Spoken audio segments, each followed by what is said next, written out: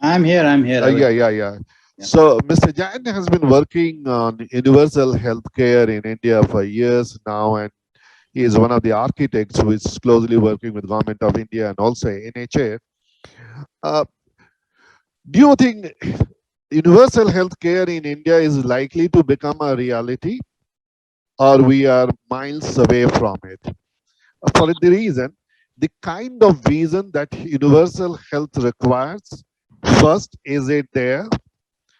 Because it requires financing, it requires the kind of delivery mechanism. Do you think it's still there?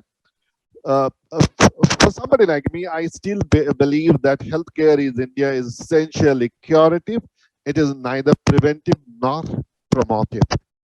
And if it is still curative, because Niti Aayog report said you must have more and more private hospitals, the emphasis again is on curative care and not on preventive and promotive care. And preventive and promotive care are two important constituents of universal health care. Looking back this scenario, do you think India can really realize universal health care dreams in days to come? Thanks, Professor Abhijit. And I think this is something which is a very interesting dilemma for India, if I say, because what has happened in the past decades that, of course, India always relied on supply side financing since independence. The money is being paid to the public hospital to set up them, strengthen them, and we hope that everything will be provided free of cost to everybody. But that didn't happen the way it was envisaged. Of course, they do play an important role, but still in India, almost two-thirds of the, or more than two-thirds actually, of the outpatient is delivered by the private sector, and more than 50%, almost 60% care is being provided by private sector for the inpatient care. So I think private sector plays a very important role. And keeping these things in view, government started all these health insurance schemes, and they're starting with Harris PY, which was the biggest one at that point of time. So the challenge for the country is that the UHC is not something which you reach. It's a journey. You always move towards it. And for India, and there are three axes. There's the Q of WHO, which says that the one axis is which people focus more is on number of people covered, but there are other axes on the services covered or the costs covered, things like that. So in terms of number of people covered, we can say theoretically a lot of people have been covered. So PMJ itself can cover almost 40% of the population. There are state schemes which cover roughly 15% of the population. So on an average, if you include everything, ESI and all these things which are there, we may be around 60% of the population is covered with something. But now what is they are covered with? That is, I think, is a bigger issue. Yes. Because for PMJ and the state schemes, they are covered only for inpatient. And all the successful countries with successful UHC reforms, they have covered people. It's a primary healthcare led reform. So when you say that Indian things are focused more on inpatient, it's focused more on hospitalization. So even primary care is something where Ayushman Bharat took one step where government said we'll set up 150,000 health and wellness centers across the country. Now in theory it's very good because they will provide comprehensive primary care. But we have to also see that currently public sector provide less than one third of the primary care. And assuming that these 150,000 health and wellness center, whenever they are operational, will start catering to 60-70% population is something which is not going to happen very fast. So I think that a lot of emphasis needs to be made on primary care. How do we deliver it?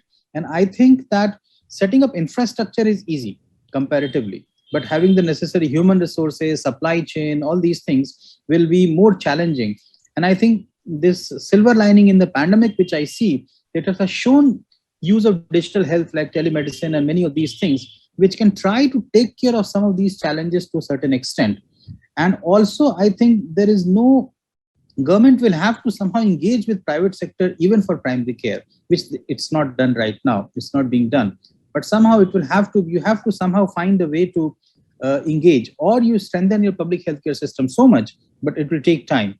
So the countries which have done successful reform in USC have taken long time. India should not take that much time, like Germany took 100 years, or Thailand took 30-40 years. We should learn from others and do that, but it will take time, not only because of the money part, because demand you can still generate, but you have to match the supply also to meet the demand.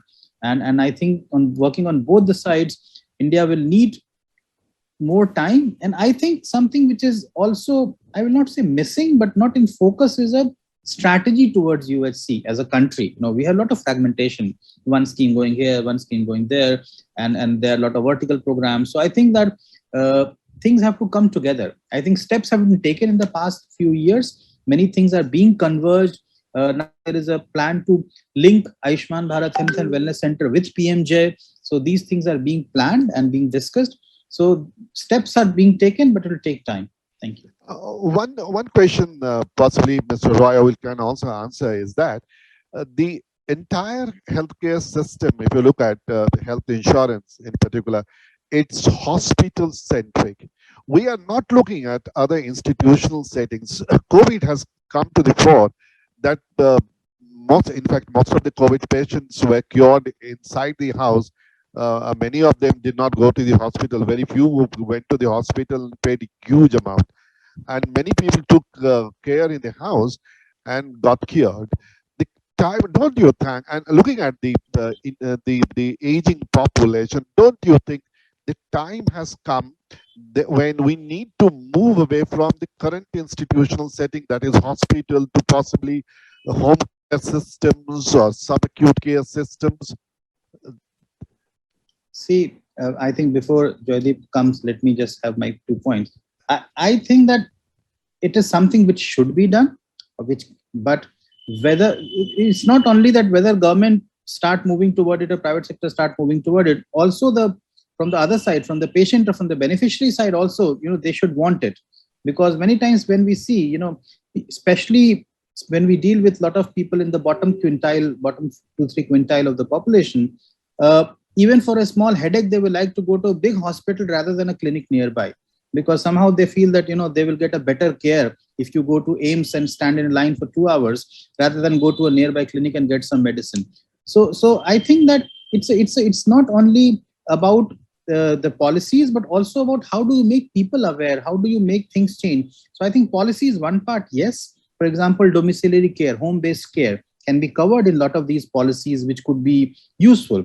But at the same time, you have to also see how do you will prevent the frauds and all which can happen in these kind of situations.